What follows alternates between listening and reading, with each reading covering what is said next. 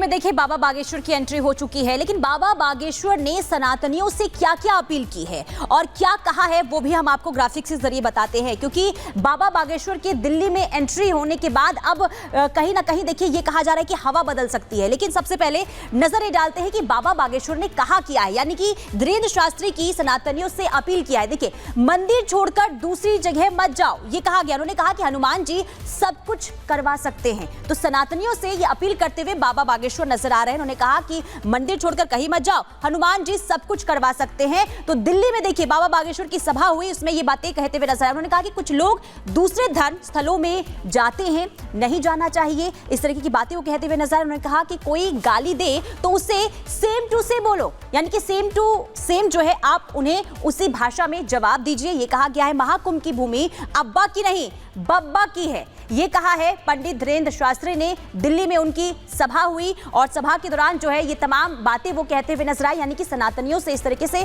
Appeal करते हुए नजर आए। साथ ही साथ उन्होंने ये भी कहा कि देखिए सारा खेल जो है वो सिर्फ आंखों का है, आप जैसा चश्मा पहनेंगे वैसा ही आपको नजर आएगा। कुल मिलाकर देखना यही होगा कि जब दिल्ली में बाबा बागेश्वर की एंट्री हुई है तो उससे कितना माहौल में बदलाव दिल्ली में देखने को मिलता है।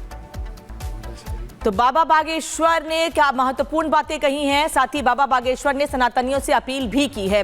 दरअसल लगातार कथा के दौरान बाबा बागेश्वर लोगों से तो अपील कर ही रहे हैं, लेकिन वहीं दूसरी ओर अब आपको दिल्ली विधानसभा चुनाव की बात कर लेते हैं कि आखिर दिल्ली विधानसभा चुनाव में कैसे पार्टियां अपना जोर लगा रही हैं।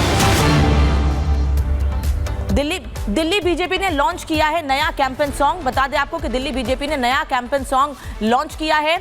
लगातार दिल्ली विधानसभा चुनाव में भारतीय जनता पार्टी आम आदमी पार्टी को घेर रही है, वहीं अपने कैंपेन सॉन्ग के जरिए अपना उद्देश्य जनता तक पहुंचा रही है। दिल्ली बीजेपी ने कैंपेन सॉन्ग लॉन्च किया है, मनोज तिवारी ने यह कैंपेन सॉन्ग लॉन्च किया है। इस दौरान भारतीय जनता पार्टी के बड़े नेता कार्यकर्ता तो मौजूद थे ही, लेकिन साथ ही साथ लोगों में भी एक अपील और संदेश।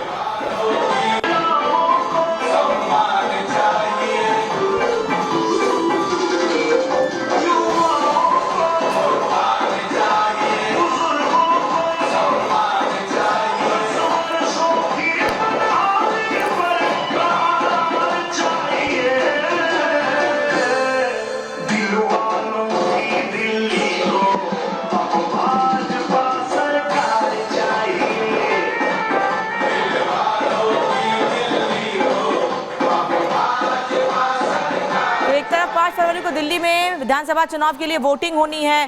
कल शाम 5 बजे के बाद चुनाव प्रचार थम जाएगा और उससे पहले मनोज तिवारी ने बीजेपी का कैंपेन सॉन्ग लॉन्च किया है। आजकल बहुत चल रहा है और ये कैंपेन सॉन्ग किस तरह से आम आदमी पार्टी ने आरोप लगाया गया है कैंपेन सॉन्ग के जरिए कि किस तरह से आम आदमी पार्टी ने जो वादे किए थे पूरे नहीं किए हैं। बीजेपी का लगातार कहना है जनता को ठगा गया है और उसी की झलक जो बातें लगातार बीजेपी की ओर से कही गई हैं वो चीजें इस कैंपेन सॉन्ग में दिखी भी हैं।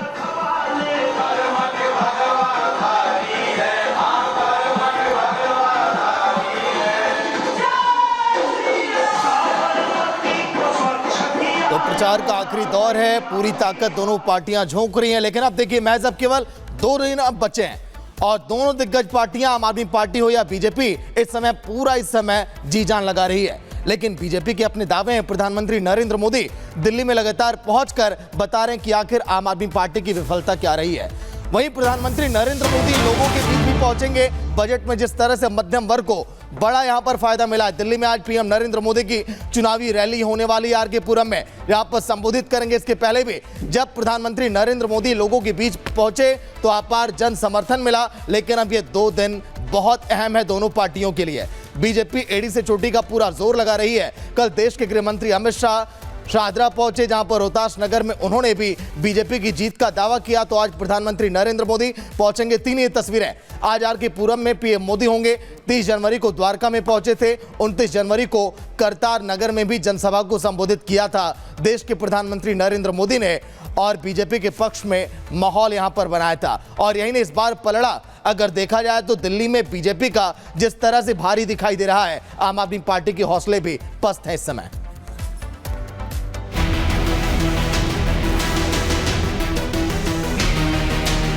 बजट का ऐलान और टैक्स में बम्पर छूट देकर मिडिल क्लास को गदगद करने के बाद आज प्रधानमंत्री मोदी दिल्ली में हुंकार भरेंगे। पीएम मोदी दिल्ली में चुनावी शंखनाद पहले ही कर चुके थे लेकिन बजट में मोदी सरकार ने चुनावी तरकश के वो तीर छोड़ दिए जिसको केजरीवाल चुनौती देते आए हैं। सभी आय वर्ग के लोगों के लिए टैक्स में भी कमी की गई है। इसका बहुत बड़ा फायदा मिडिल क्लास को, इससे बहुत बड़ा लाभ होने वाला है। दिल्ली विधानसभा चुनाव में पीएम मोदी की आज तीसरी रैली है। दोपहर 1 बजे आरके पुरम में जनता को संबोधित करेंगे। इससे पहले 30 जनवरी को द्वारका में और 29 जनवरी को करतार नगर में रैली की थी। दिल्ली कह रही है, अब आपदा के बहाने नहीं चलेंगे। दिल्ली कह रही है, अब आपदा के फर्जी वादे नहीं चलेंगे। दिल्ली कह रही है, अब आपदा की लूट और झूठ नहीं चलेगा। दिल्ली के चुनावी वोट पर सवार जो बीजेपी कुछ दिनों तक शांत थी, वो अब तैरती नजर आ रही है। मोदी और अमित शाह के साथ तमाम दिग्गज दिल्ली को आपदा से आजाद कराने के साथ ही घुसपैठियों को निकाल फेंकने की बात कह रहे हैं। 8 तारीख को सरकार बदलने वाली है। सारे बांग्लादेशी और रोहिंग्या को हम चुन चुन कर दिल्ली के बाहर निकालने का काम भारतीय जनता पार्टी।